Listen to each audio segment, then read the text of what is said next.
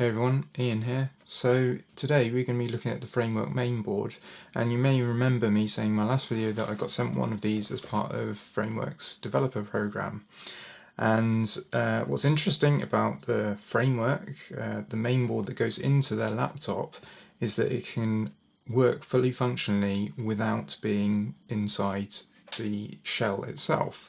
So when you come to upgrade to say the 12th gen that's just been released, you can swap in the mainboard, the 12th gen mainboard, take out your 11th gen one and use it. So what I've got here is the 11th gen. I'm pretty sure this is what you get if you bought it from the store brand new. So I've already taken this out of the box once, and I'll take it out now.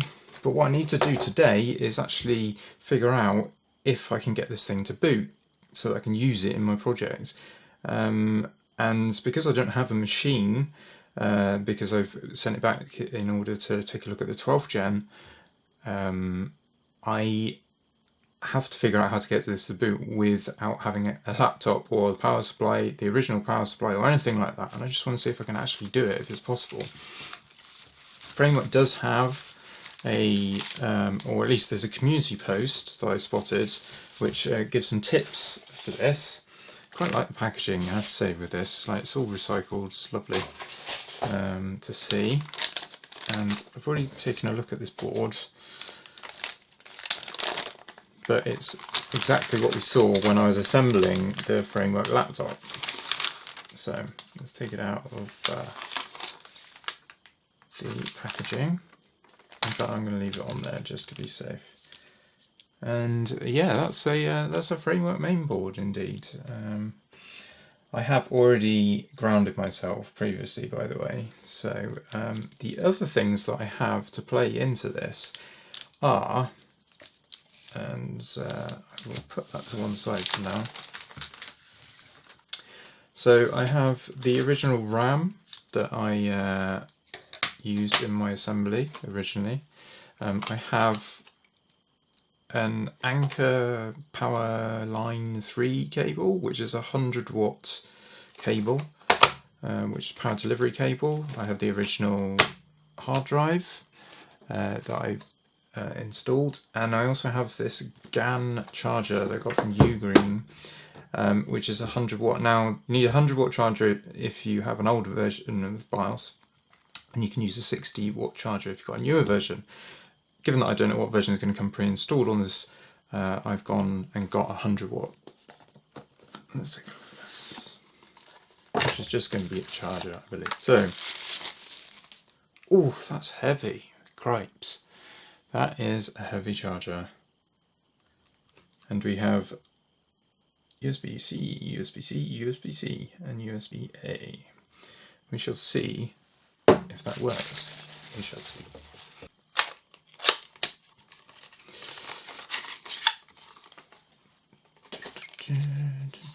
Oh, nice little velcro thing there. And I think this is like 2 meters, which will come in handy because I need it to go some distance, given it's meant to be a power cable. Okay, let's plug that puppy in. I'm assuming that the most powerful one is going to be USB-C at the top. So let's plug it in right at the top there. And then the next thing to do is obviously install all the stuff back into our framework board. And the other thing that's would be quite interesting is seeing if this works, because this is the drive that I took out of the laptop. So I'd be interested if it just completely okay. And then the hard drive that I used before, which is not the fastest of the fast. Ooh, and interestingly, it does not have any screws supplied, which means I'm going to have to go on the hunt for an NVMe, which luckily I think I bought one on like a Dell deal from ages ago. I'm going to turn the cameras off for a second and see if I can find one, because that's probably going to take me ages, and I'll come back when I'm done. Okay, I'm back. I've got the screws. Yes, that was lucky. Also got a screwdriver, which makes sense. So yeah, if you buy the main board, you will need screws. Oh come on, get in the flipping hole, you. Oh, for crying out loud. It might be here for a while, guys. Putting a screw in a hole. Oh my word. We're finally there after all that. Okay, so this should be as simple as plugging in and seeing if it boots. So, okay, so I think what I'm going to do is raise it up with these camera lids. Where's the other there? Just to get some airflow underneath there. And it should be a case of literally plugging it in at this point. Okay, got a red flashy light. So I've looked at the reference documentation or the guide that's helpful on the framework website, and it says that these red flashing lights are just when it's installed. It can't detect a battery, I believe, and there's a switch just here. So this is a switch apparently, which will turn it on. So let's try again. We have a red flashy light.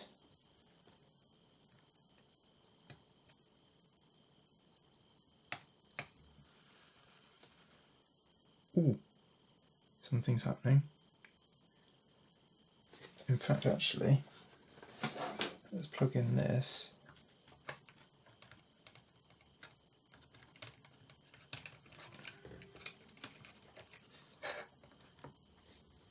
For an external display, so I can actually see if anything's going on. What does that mean? Wait!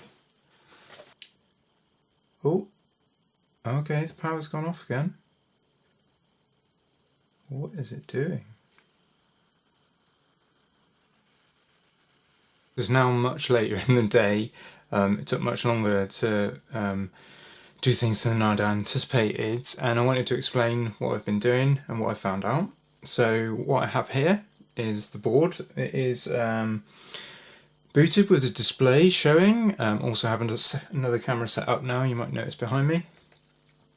And I have had trouble with booting from the original drive, which is got Ubuntu 22.04, as you remember on my previous video, installed on it. And what's happening is it's booting into Ubuntu and then just rebooting about the time of the login screen, so you can log in and then it sort of it reboots. And it seems to be consistent in the same amount of time, and I was wondering if this is because the drive is set up in a particular way when it is initialized, when it's installed. I don't know. So I'm going to install a new OS. I wanted to install Ubuntu again. I plugged in the thumb drive, which you can see here. Also have plugged in this USB dock, so I can use my trusty Raspberry Pi mouse and keyboard and there. I'm just going to switch on the camera so you can see. And yeah, I went to install Ubuntu and I found on the disk that there's actually Windows on there. So we're going to be installing Windows instead. And I need to do that promptly because I have, again, a very limited window of opportunity with children out of the house. So I'm going to pull up this keyboard and go through this installation process. I don't know if I need the keyboard. The other thing to note here is that the way that this is set up is you might notice this piece of blue tack. That is over the case switch, which basically these will flash red lights when there's no case installed, and it recognises that with that button. If you put a piece of tape over there as suggested, tape just kept on coming off when I was doing it, so I stuck blue tack on there. That's now depressed and the lights coming up are as if it was in the case itself. So I'm going to go ahead and install this and we shall see whether or not it's any more stable on Windows than it is on Ubuntu. And I don't even know what version of Windows this is. I'm just gonna say I don't have a product key because I don't have that on me right now. And I hope this is more stable and actually works, because the thing I noticed is with this installation up, it's not rebooting at all. So originally I thought there was problems with the charger. That was my first instinct, and that would be quite a sensible thing to be wary of, because it's not the official charger that Framework supply. I've had to buy another one because I don't have a Framework charger available. Okay, so 25%. So it looks like we have a working system, which is great. This has been up for a few minutes now, and I haven't experienced it switching off or anything, so I think the power delivery of the adapter is okay. I found it interesting that actually in the settings here in Windows that we've got the option of touchpad, because obviously this is from the laptop, and I guess it has the connections there that make Windows think that it has a touchpad. Which it does not. I was looking to see if I could configure my other mouse so I don't have to have the Raspberry Pi one plugged in. So let's have a look for Bluetooth and see if we can get one.